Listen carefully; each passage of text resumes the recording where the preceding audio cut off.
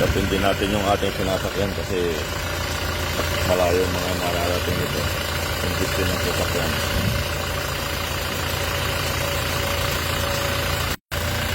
Natin yung mga tagas. Sasakyan natin, service natin yan sa labas. Yan din pinupigin natin. Diba?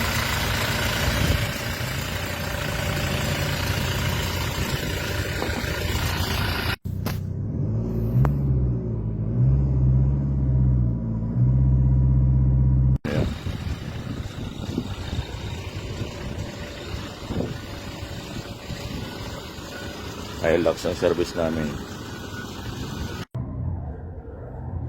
Ayan. Thank you for watching and follow for more mga idol.